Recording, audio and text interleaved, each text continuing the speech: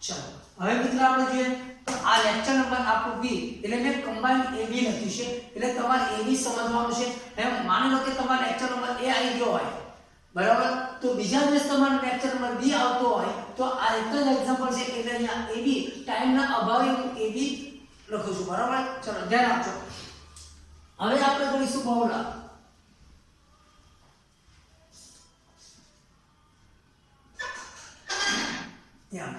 ચલો બહુલક એટલે MO આપણે સૂત્ર એપ્લાય કરીએ બરાબર કે MO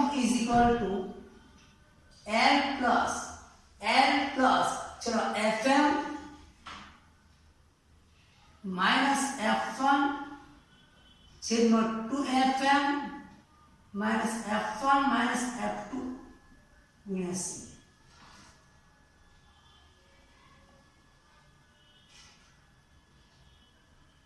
चलो અહીંયા મહત્તમ આવૃત્તિ 139 માટે FM બરાબર 139 મહત્તમ આવૃત્તિ ની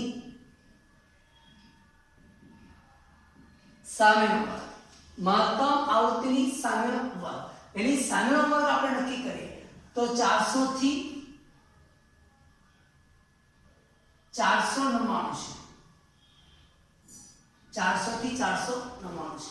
હવે માટે L બરાબર ચલો 400 થી 499. હવે મહત્તમ વર્ગ આપણે જે નક્કી કર્યો તો L આપણે લોઅર લિમિટ જોઈએ તો અહીંયા 499 પોઈન્ટ કેટલા ગણા છે 499.5 એની મહત્તમ આપણે નક્કી કરી દીધી છે મધ્ય કિંમત 499.5 એની ઉપર 499.5. અચ્છા એ 500 થી 599 સોરી 500 થી 599 છે. ચલો 139 એટલે 500 થી 599 છે. એમાંથી આપણે જોઈએ તો 400 આમાંથી 0.5 કાઢી નાખો એટલે લોઅર લિમિટ 499.5 મળશે. હવે આગળ ચલો હવે ત્યાર પછી આપણે જોઈએ F1 બરાબર કેટલા મળશે ઉપરની આવૃત્તિ રેટ 118 અને F2 બરાબર 126. હવે F2 બરાબર 126 સૂત્રને એપ્લાય કરીએ તો MO મિત્ર આપણે આગળ સમજેલા છે MO બરાબર અહીંયા લોઅર લિમિટ 499.5 વત્તા F1 આપણી પાસે આપેલો છે સોરી FM 139 F1 118 ચલો અહીંયા બે FM 139 F1 118 F2 126 C આપણી પાસે કેટલો મળે 100 એટલે C ની વેલ્યુ શું લખી કાઢી 100 પર આપેલા છે આગળના દાખલા અંદર જો અહીંયા લખેલું છે બરાબર. ચલો અહીંયા MO બરાબર 499.5 વત્તા 139 માંથી આપણે લેસ કરી નાખીએ 139 માઈનસ 118 એટલે મને મળશે 21. કેટલા મળે 21. ચલો અહીંયા આપણે જોઈએ એના પછી 139 ગુણ્યા હું 2 કરીશ ને મને મળશે 278. 118 વત્તા 126 ને મને મળશે 244 અને ગુણ્યા 100 કરીશ. ચલો અહીંયા MO બરાબર 499.5 વત્તા અહીંયા 21 ગુણ્યા 100 એટલે 2100 278 માંથી આપણે લેસ કરીએ 244 એટલે મને મળશે 34. ને MO 499.5 અહીંયા પ્લસ 2100 ભાગ્યા 2100 ભાગ્યા હું 34 કરીશ એટલે મને મળશે 61.76.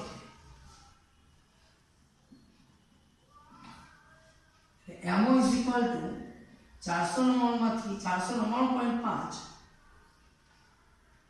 એમાંથી લેસ કરીશ 61.76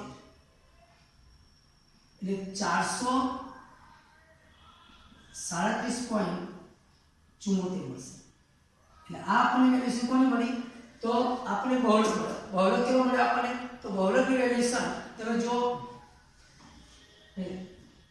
સોરી પ્લસ કરવા માઈનસ સોરી પ્લસ હશે 499.5 વત્તા 61.76 એ લેસ કરે એટલે આવશે આપણે જો 561.26.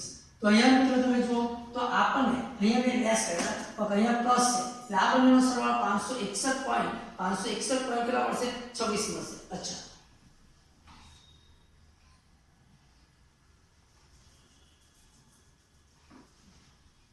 આ પોઈન્ટ ફક્ત બહુલક. હવે આપણે શોધવાનું છે. ચલો S પ્રમાણિત વિચલન.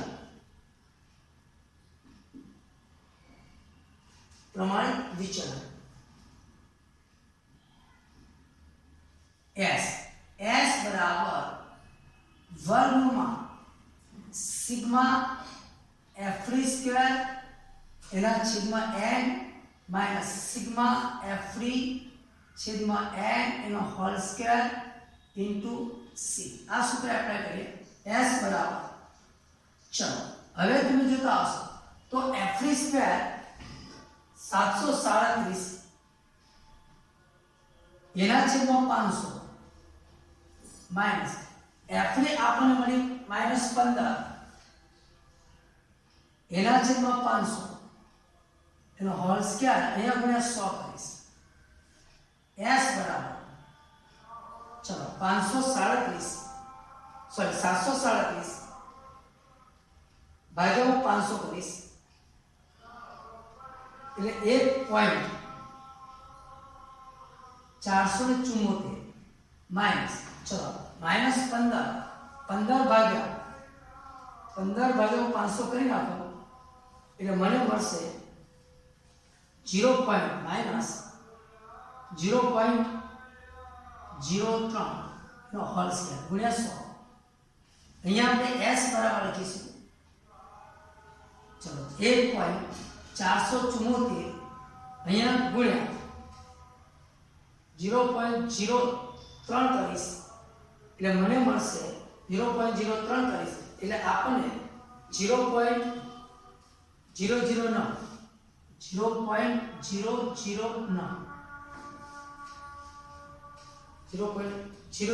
આવશે 0 એના ગુણ્યા 100. ચલો અહીંયા S બરાબર હવે આપણે બાદબાકી કરી નાખીએ 1.474 માઈનસ 0.123 નહીં એટલે આવશે 1.47391 ગુણ્યા 100. હવે એનું વર્ગમૂળ કાઢી નાખીએ આપણે બરાબર. એનું આપણે શું કરીશું? વર્ગમૂળ.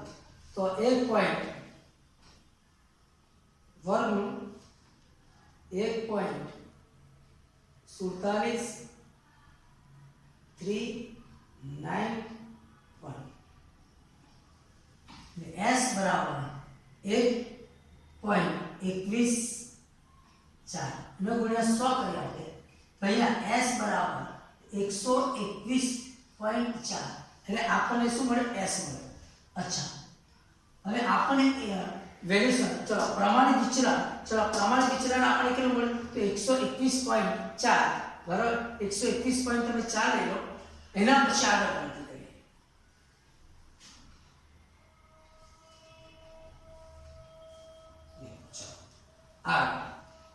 S બરાબર આપણે S ની વેલ્યુએશન 121.4 આગળ ગણતરી કરો તો એના પછી આવશે લાસ્ટ ટાઈમ ની અંદર કાર્લ પિયર્સન. હવે કાર્લ પિયર્સન નો વિષમતાક શોધવો છે. ચલો કાર્લ પિયર્સન નો વિષમતાક બરાબર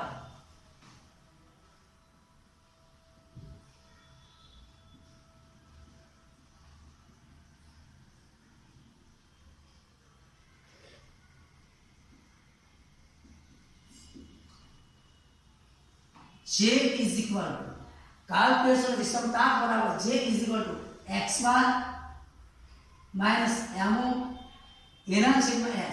જો અહીંયા એના છેદમાં s તો હવે લખીએ આપણે J is equal to ચલો x bar આપણી પાસે x bar આપણને કેટલો મળ્યો તો આગળના દાખલાની અંદર 546.5 મળ્યો તો 546.5 ચલો અહીંયા એમાં આપણને કેટલો મળ્યો તો 561.26 અને અહીંયા 121.4 J is equal to ચલો 546.5 માંથી 546.5 માઈનસ 546.5 માઈનસ 561.26 એટલે અહીંયા માઈનસ 14.76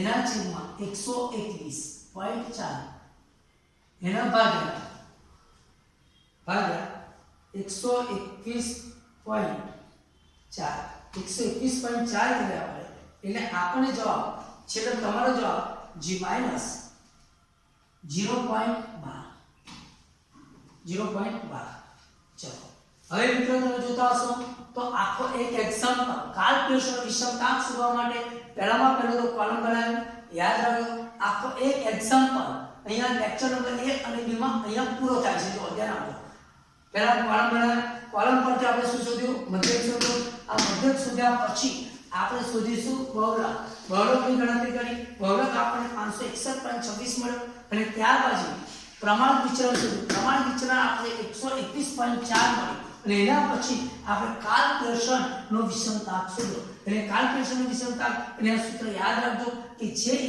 x bar - mo છેદમાં s આ ક્યારે વપરાય જ્યારે મહત્તમ આવૃત્તિ એક વખત આપવામાં આવેલો હોય ત્યારે. ઓકે આપણે ફરીના લેક્ચરમાં મળીશું.